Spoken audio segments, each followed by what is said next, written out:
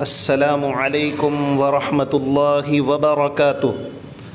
ہم اپنی سیریز کھانے کے متعلق رسول اللہ صلی اللہ علیہ وسلم کا اسوہ حسنہ، روزمرہ کی زندگی کے متعلق رسول اللہ صلی اللہ علیہ وسلم کے نورانی طریقوں اور اعمال پر مشتمل بہترین اور نایاب ویڈیوز ہم آپ کے سامنے لاتے رہیں گے۔ آج کا ہمارا ویڈیو ہے، آپ اسکرین پر دیکھیں، دسترخوان کے گرے ہوئے ٹکڑوں کے کھانے کے فوائد نقل کیے گئے۔ ابو شیخ رحمہم اللہ بیان فرماتے ہیں، جو دسترخوان یا برتن سے گرے ہوئے کھانے کے ٹکڑوں کو کھائے گا وہ محفوظ رہے گا، تندرست رہے گا۔ اسی طرح خطرناک امراض مثلاً برس ہے، جذام ہے، ان سے یہ محفوظ رہے گا۔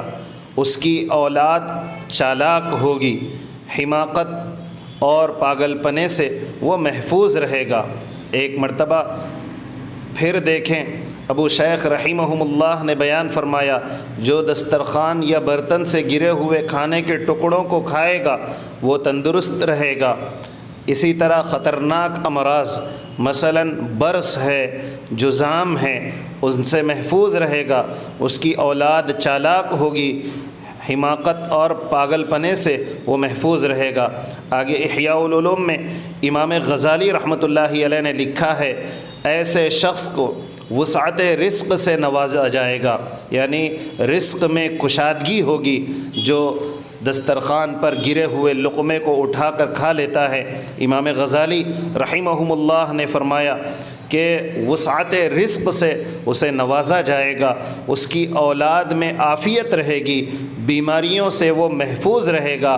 نیز امام غزالی رحمۃ اللہ علیہ نے ذکر کیا ہے کہ کھانے کے ریزوں کا چننا جنت کی حوروں کا مہر ہے۔ سبحان اللہ۔ نیز امام غزالی رحمۃ اللہ علیہ نے ذکر کیا ہے، کھانے کے ریزوں کا چننا جنت کی حوروں کا یہ مہر ہے۔ اسی طرح ایک اور حدیث مبارکہ، اس سے پہلی ویڈیو میں ہم نے حضرت انس رضی اللہ عنہ نبی کریم صلی اللہ علیہ وسلم سے آپ نے نقل فرمایا ہے کہ جب تم میں سے کسی کا لقمہ گر جائے تو اسے صاف کرے اور کھا لے، شیطان کے لیے نہ چھوڑے۔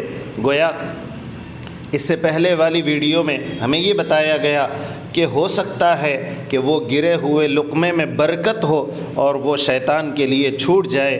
گرے ہوئے لقمے کو اٹھا کر کھا لینا یہ سنت ہے، سرکار دو عالم صلی اللہ علیہ وسلم کی بتائی ہوئی، اور سبحان اللہ کتنی بہترین فضیلتیں ہمارے اس اسکرین پر آئی ہے کہ آدمی بیماریوں سے محفوظ رہے گا، عافیت سے رہے گا، اولاد اس کی اچھی ہوگی۔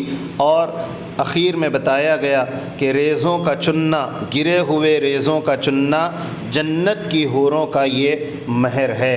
اللہ تعالی احادیث کی سمجھ اور بہترین عمل کی توفیق عطا فرمائے۔